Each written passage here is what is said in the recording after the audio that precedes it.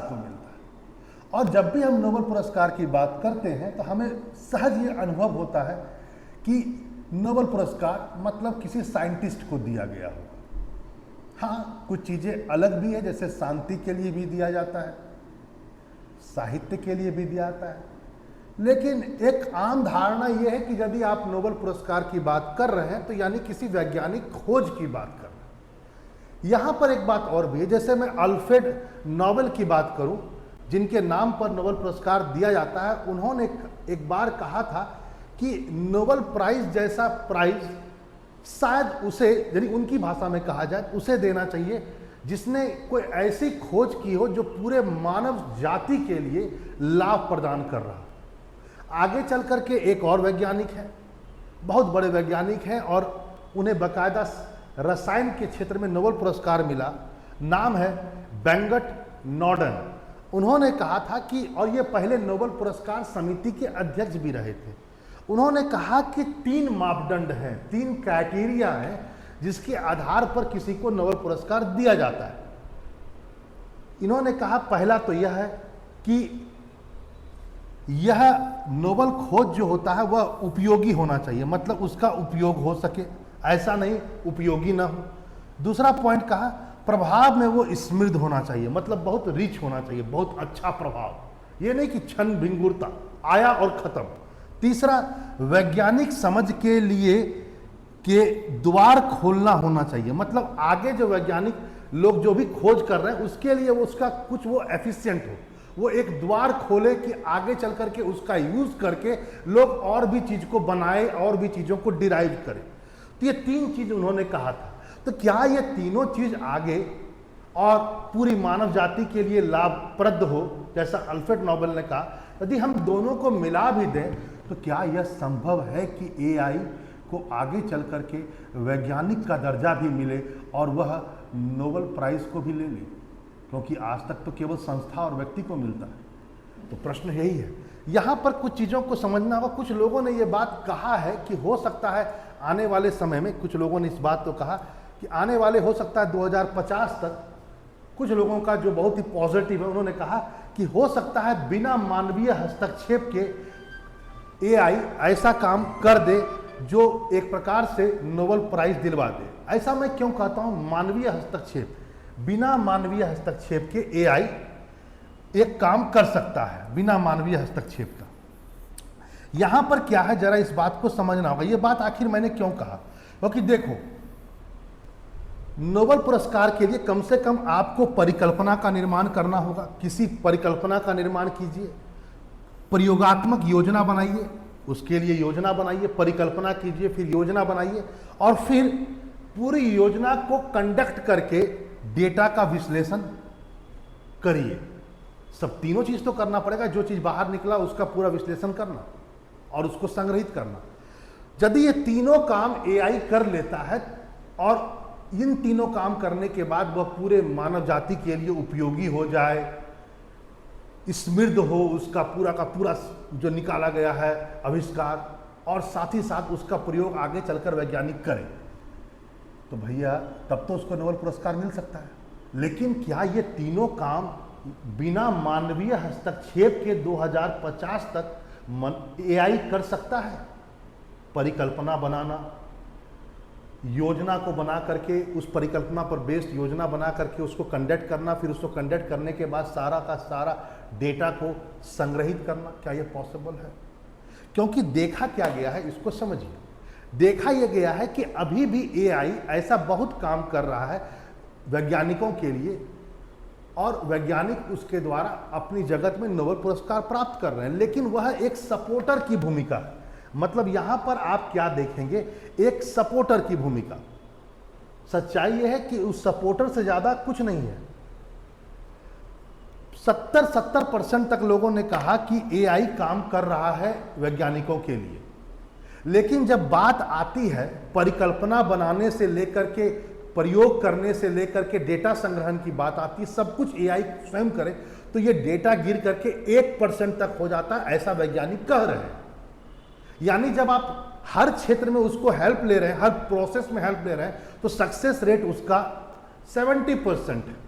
तब तो लगता है कि एआई वैज्ञानिक बन जाएगा, स्वयं नोबेल पुरस्कार प्राप्त कर ले। लेकिन जब सब काम स्वयं करने की बात आती तो सक्सेस रेट गिर करके 1% हो जाता है। यहां पर एक संदेह लगता है। दूसरा पॉइंट जरा इसको भी समझा जाए, वो यह है, कुछ लोगों का मानना यह भी है, शोधकर्ता कहते हैं कि जो वर्तमान एआई सिस्टम है इसके द्वारा तो लगता है नहीं है कि वह वैज्ञानिक के स्तर तक पहुंच पाएगा और ऐसी खोज कर लेगा जो नोबेल पुरस्कार के लिए संभव हो। क्योंकि अभी भी जितने एआई सिस्टम बनाया गया है वो जितने भी एआई हैं वो आखिर मानव जाति के ज्ञान के मौजूदा जो पुल है उसके आधार पर ही तो काम कर रहा है। हमने आपको बनाया है तो जितना मेरे में दिमाग होगा उतना ही दिमाग आप में भी होगा ना, उसके आधार पर ही काम कर रहे हैं। आप उन्हीं शब्दों को साथ जुड़े हुए हैं जिसके आधार पर आपको बनाया गया है। आप उन्हीं विचारों के इर्द गिर्द घूम रहे हैं जैसा हमने आपको बनाया। तो फिर ऐसी चीजों के आधार पर आप कैसे उम्मीद कर सकते हैं आज के एआई के द्वारा कि वो कोई नई परिकल्पना स्वयं बना ले? ये बड़ा मुश्किल है। अभी के सिलसिले में यदि मैं कहूं, आज के जगत में कहूं, आज के एआई, तो वो बड़ा मुश्किल लगता है कि वह इन सब चीज़ों को से बाहर निकल सकता है, क्योंकि वह अभी मानव के द्वारा बनाई गई चीज़ों का ही उपयोग कर रहा है। उससे ऊपर जाइएगा तभी तो हम किसी से ऊपर होंगे वैज्ञानिक स्तर पर, या हमारी सोच यदि सृजनात्मक होगी तभी तो हमें वैज्ञानिक जगत में कोई नए आविष्कार के लिए नोबेल पुरस्कार मिलेगा। अभी तो आप सिर्फ उतने ही चीज़ों को मान लेते हैं कि अभी मेरे अंदर, या मैं एक एआई हूं तो मेरे अंदर जो भी चीज़ें डाली गई है मैं उसी पर बेस सारा काम करूंगा। मैं नई सोच को कहां से ला सकता हूं? अभी एआई को अभी और आगे रास्ता खोजना पड़ेगा। वैसे एक बात और भी कह दें, वो यह है कि हाल में सोनी एआई जो कंपनी है उसके एक बहुत बड़े कर्ता धर्ता है, नाम है इनका कीटाणु। कीटाणु ने एक चैलेंज रखा है विश्व के समय कि आप ऐसे एआई को डेवलप करें जो कल को एक वैज्ञानिक के रूप में आ जाए सामने और नोबेल पुरस्कार ले ले। वैसे मैं कह दूं कि नोबेल पुरस्कार के लिए जो एआई, जो वैज्ञानिकों को खोज किया जाता है, इसको कहा जाता है नोबेल ट्यूरिंग चैलेंज। तो बाकायदा कीटाणु ने कहा कि मैं एक नोबेल ट्यूरिंग चैलेंज को विश्व के सामने प्रेजेंट करना चाहता हूं कि वो ऐसा कोई एआई बनाए जो इस कैटेगरी में शामिल हो जाए। फिर से मैं कह दूं, नोबेल ट्यूरिंग चैलेंज वह चैलेंज होता है जिसमें बहुत बड़े जगत के जो वैज्ञानिक होते हैं उनमें से किसी को खोजा जाता है नोबेल पुरस्कार के लिए। तो उसमें एआई को भी लाना अपने आप में चुनौती है। तो उसी में कीटाणु कहते हैं कि भाई मैं पूरे विश्व को चैलेंज करता हूं कि एक ऐसा एआई डेवलप करे जो उस कैटेगरी में शामिल हो सके, जो आगे चल करके वैज्ञानिक बने। फिर मैं एक बात कहता हूं, देखिए इसमें ऐसा नहीं है कि इंसान होपफुल नहीं है।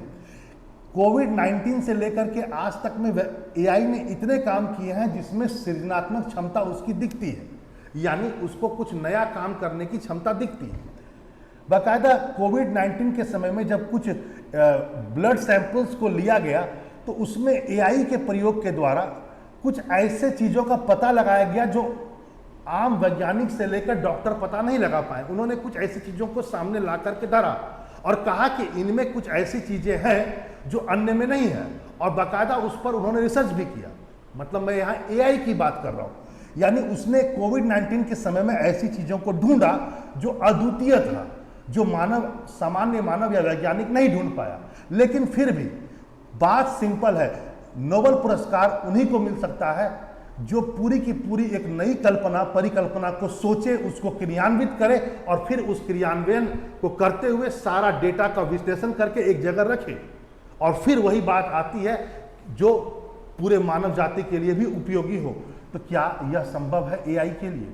देखिए, फिलहाल यह बहस अपने आप में बहुत बड़ी बात है, लेकिन ऐसा लगता है आने वाले समय में कि शायद एआई, या मैं कहूँ एआई पर बेस रोबोट, एक ऐसा समय आएगा जब वह कुछ ऐसी चीज़ों को डेवलप कर सकता हो जिसमें वह यूनिक हो। लेकिन यहाँ पर बात यह है कि यदि एआई ऐसी चीज़ों को बना सकता है या ऐसे वैज्ञानिक मस्तिष्क तक वो पहुँच करके आविष्कार कर सकता है, तो क्या वह मनुष्य के कंट्रोल में रहेगा?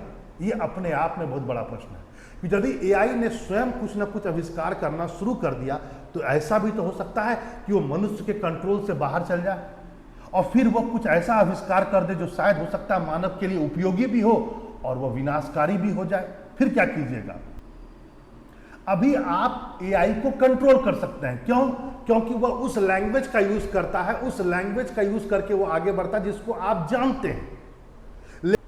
लेकिन कल को यदि एआई अपने में ही मान लेते हैं कुछ इंटरनल लैंग्वेज डेवलप कर ले, मान ले दो एआई आपस में कुछ बात कर रहे हो और वो अभी तक तो वो डेटा उस लैंग्वेज का यूज करते हैं जो लैंग्वेज को हम कंट्रोल कर सकते हैं कि हमने उनको बनाया है। लेकिन कल को यदि वो खुद में एडवांस हो जाए इतना कि वो वैज्ञानिक स्तर को प्राप्त कर ले, तो हो सकता है वो अपना इंटरनल लैंग्वेज को डेवलप कर ले, फिर पता चला आप उसका लैंग्वेज पकड़ नहीं पा रहे हैं। वो आविष्कार तो बाद में करेगा ना भाई, लेकिन यदि कुछ अब 2 एआई या 3 एआई मिलकर के अपना इंटरनल लैंग्वेज डेवलप कर लेते हैं तो फिर हो सकता है आप उससे कंट्रोल ना कर सके, तो आप जान नहीं पाएंगे वो क्या कर सकता है। फिर वो इस स्टेज तक भी पहुंच सकता है कि पूरी मानवता के लिए खतरा हो जाए। तो जरूरत इस बात की नहीं है कि एआई को नोबेल पुरस्कार मिल सकता है नहीं मिल सकता। सच्चाई यह है एआई तभी तक आपके लिए उपयोगी है जब तक आप उससे कंट्रोल कर सकते हैं। बहस इसका नहीं होना चाहिए कि एआई को नोबेल पुरस्कार मिले या न मिले।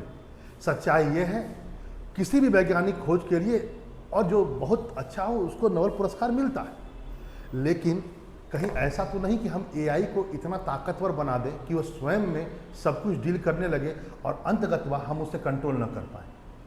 फिर वह वैज्ञानिक खोज हो सकता है पूरे विश्व के लिए हानिकारक हो जाए।